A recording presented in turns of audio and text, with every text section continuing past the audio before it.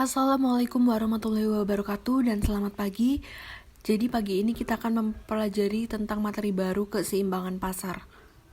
Yang pertama adalah permintaan. Jadi permintaan merupakan jumlah barang atau jasa yang diinginkan dan mampu dibeli oleh konsumen pada berbagai tingkat harga dalam jangka waktu tertentu dengan menganggap faktor yang mempengaruhinya itu konstan atau tetap. Nah, permintaan ini berhubungan dengan konsumen. Hukum permintaan berbunyi, jika harga barang naik, maka jumlah barang yang diminta akan turun. Begitu juga sebaliknya, jika harga barang turun, maka jumlah barang yang diminta akan naik. Jadi harga dan permintaan hubungannya berbanding terbalik atau negatif. Jenis-jenis permintaan ada 3. Yang pertama permintaan efektif, yaitu permintaan terhadap barang atau jasa yang disertai daya beli dan melakukan transaksi. Yang kedua adalah permintaan potensial, yaitu permintaan terhadap barang jasa yang disertai daya beli, tetapi konsumen masih mempertimbangkan transaksinya. Jadi di sini belum dilakukan transaksi. Selanjutnya adalah permintaan absolut, yaitu permintaan terhadap barang jasa yang tidak disertai daya beli. Faktor-faktor yang mempengaruhi permintaan ada 6. Yang pertama adalah pendapatan. Sudah pasti pendapatan, karena pendapatan itu bisa mengukur daya beli masyarakat dan permintaan itu ditentukan oleh daya beli masyarakatnya. Jika pendapatannya bertambah, maka daya belinya kan juga akan bertambah, sehingga kemampuan untuk membeli suatu barang juga akan bertambah, maka permintaannya jelas akan bertambah.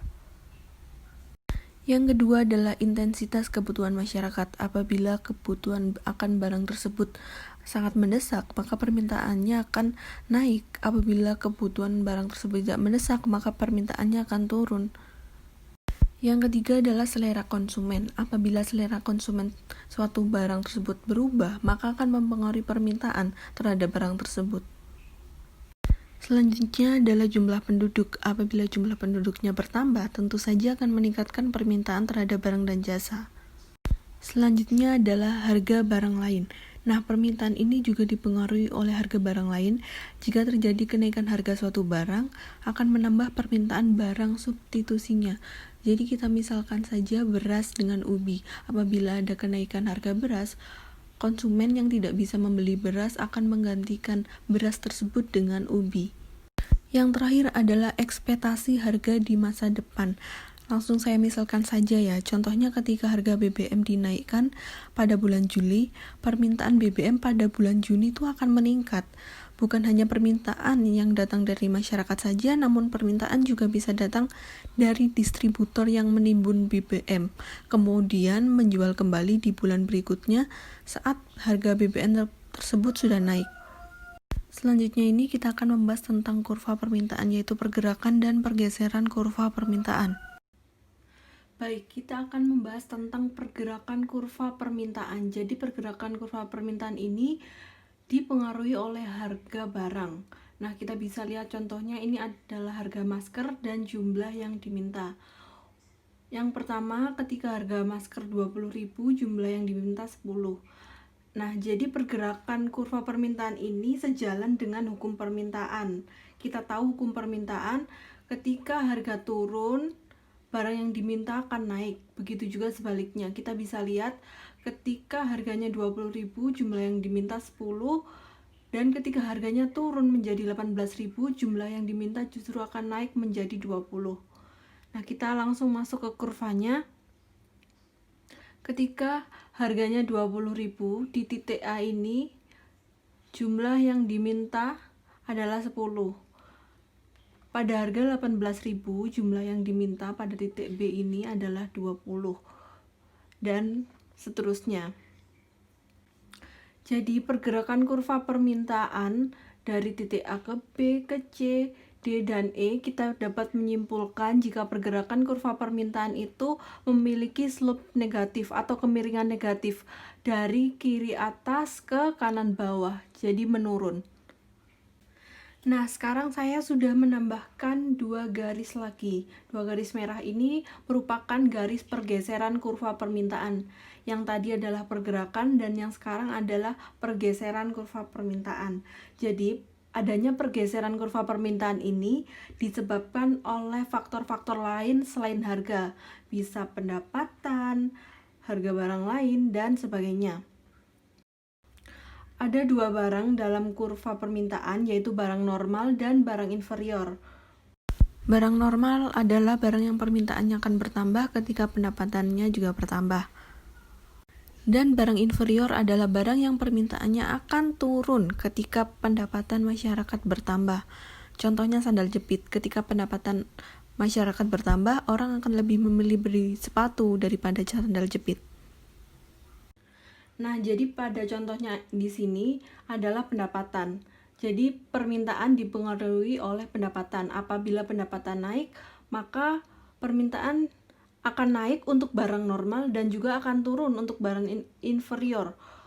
Jadi untuk barang normal, kurva akan bergeser ke kanan, dan untuk barang inferior, kurva akan bergeser ke kiri. Inferior tadi sudah kita contohkan, yaitu sandal jepit. Apabila ada kenaikan pendapatan, maka orang-orang akan memilih membeli sepatu daripada sandal jepit. Jadi permintaan sandal jepit akan turun atau bergeser ke arah kiri. Selanjutnya kita masuk ke materi penawaran. Penawaran di sini memiliki pengertian barang atau jasa yang ditawarkan oleh penjual pada berbagai tingkat harga dalam waktu tertentu. Dan penawaran ini berhubungan dengan penjual atau produsen, jika permintaan tadi berhubungan dengan konsumen. Hukum penawaran berbunyi jika harga barang naik, maka jumlah barang yang ditawarkan juga akan naik. Begitu juga sebaliknya, jika harga barang turun, maka jumlah barang yang ditawarkan juga akan turun. Selanjutnya, jenis-jenis penawaran.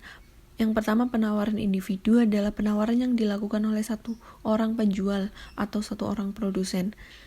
Dan yang kedua adalah penawaran pasar, yaitu gabungan dari penawaran-penawaran individu. Selanjutnya kita akan membahas faktor-faktor yang mempengaruhi penawaran. Yang pertama adalah harga barang dan jasa. Misal akhir-akhir ini kita melihat tentang kenaikan harga cabai di pasaran. Nah, kenaikan harga cabai ini menyebabkan jumlah penawaran akan cabai di pasaran juga akan menurun akibat masyarakat yang tidak mampu menjangkau harga tersebut. Yang kedua adalah harga barang lain. Jika jumlah suatu barang yang ditawarkan dapat bertambah karena menurunnya harga barang lain. Nah, ini contohnya seorang petani memiliki lahan yang dapat ditanami jagung dan kacang-kacangan. Ketika harga jagung naik, petani kan ingin menambah laba, jadi petani akan mengurangi penanaman kacang dan menggantinya dengan penanaman jagung karena bisa lebih menguntungkan. Yang ketiga, jumlah penjual atau pesaing ya. Jadi makin banyak jumlah penjual suatu barang di pasaran akan mengakibatkan penawaran itu bertambah, sehingga harga barang tersebut bisa turun. Misalnya dalam satu pasar ada banyak penjual cabai, maka cabai yang ditawarkan atau jumlah cabai dalam pasaran itu kan juga akan banyak, sehingga harga cabai akan turun.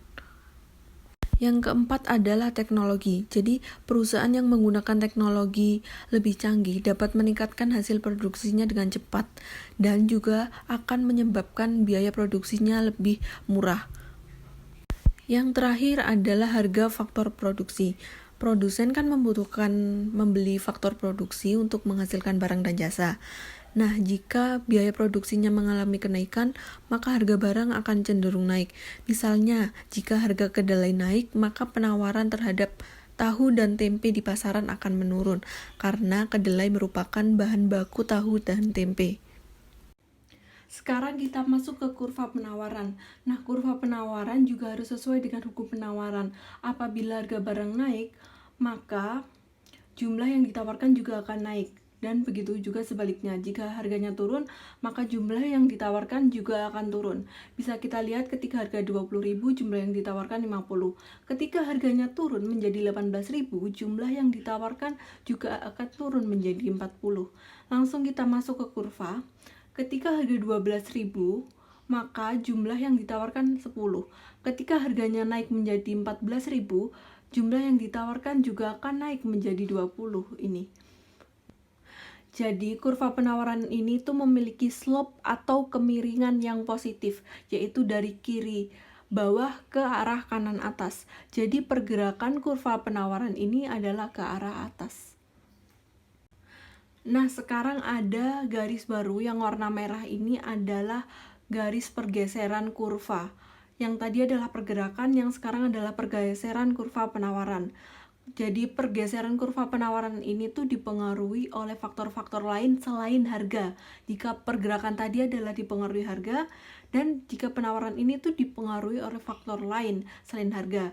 Bisa faktor-faktor input, harga input, teknologi, ekspektasi, dan jumlah penjual. Nah, sekarang contohnya kita misalkan adalah adanya teknologi.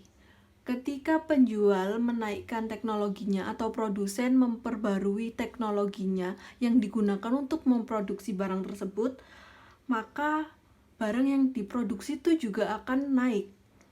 Mengapa begitu? Karena adanya teknologi dapat meningkatkan produktivitas produsen, sehingga dengan jumlah faktor produksi yang tetap tadi, produsen itu bisa meningkatkan lebih banyak barang dibanding sebelum menggunakan teknologi.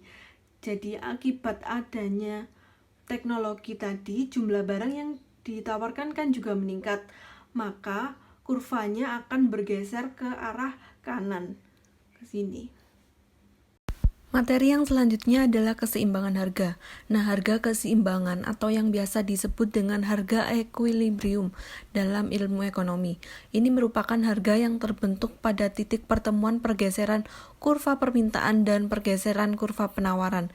Jadi keseimbangan harga ini terjadi ketika demand sama dengan supply, yaitu permintaan sama dengan penawaran. Jadi kurva keseimbangan pasar itu bisa kurva gabungan antara kurva permintaan dan kurva penawaran yang telah kita bahas sebelumnya tadi. Nah, ini contohnya juga sama dengan permintaan dan penawaran yang sebelumnya. Pada harga masker 20.000, jumlah permintaannya 10 dan jumlah penawarannya 50. Begitu juga ketika ada penurunan, maka jumlah permintaan akan naik dan jumlah penawarannya akan turun. Nah, sekarang perhatikan, QD ini adalah jumlah barang dari permintaan dan QS itu adalah jumlah barang dari penawaran. Nah, sekarang kita akan mencari harga keseimbangan atau harga equilibrium namanya jika di ekonomi. Nah, kita bisa lihat di kurva permintaan tadi pergerakannya kan dari kiri atas ke kanan bawah dan penawaran dari kiri bawah ke kanan atas.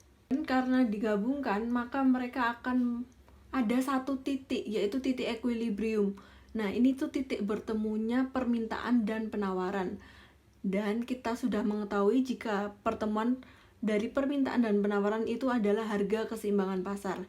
Nah, ini bertemu di titik C. Nah, ini adalah titik equilibrium, berarti harga keseimbangan pasarnya adalah 16.000.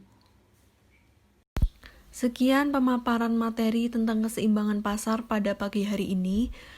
Karena materinya cukup banyak, semoga kalian bisa pelan-pelan memahami dan kalian bisa memahaminya dengan baik. Dan apabila ada yang ditanyakan, langsung saja ditanyakan kepada saya. Sekian, wassalamualaikum warahmatullahi wabarakatuh dan selamat pagi.